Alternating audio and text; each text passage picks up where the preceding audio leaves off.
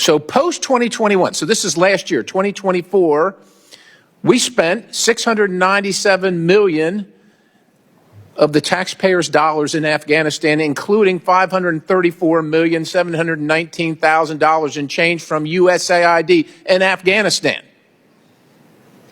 I don't know what we think we're going to change in Afghanistan. We lost 22,000, lost or wounded 22,500 Americans in Afghanistan over the course of our term there in the war, spending over $2 trillion.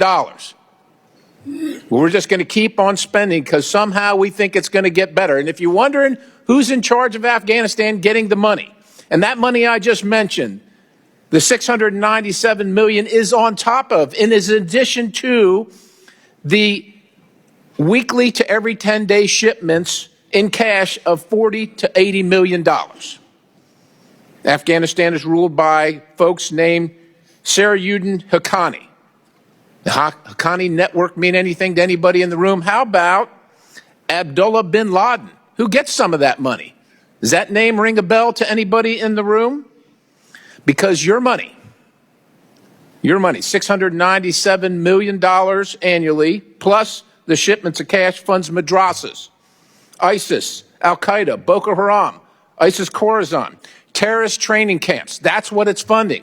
If you think that the program under Operation Enduring Sentinel entitled Women's Scholarship Endowment, which receives $60 million annually, or the Young Women Lead, which gets about $5 million annually, is going to women who, by the way, if you read the Inspector General's report, is telling you that the Taliban does not allow women to speak in public. Yet somehow you're believing, and American people are supposed to believe, that this money is going for the betterment of the women in Afghanistan. It is not. You are funding terrorism, and it's coming through USAID. And it's not just Afghanistan, because Pakistan's right next door. USAID spent $840 million in the last 20 years on Pakistan's education-related program. It includes $136 million to build 120 schools, of which there is zero evidence that any of them were built. Why would there be any evidence? The Inspector General can't get in to see them. But you know what? We doubled down and spent $20 million from USAID to create educational television programs for children unable to attend the physical school.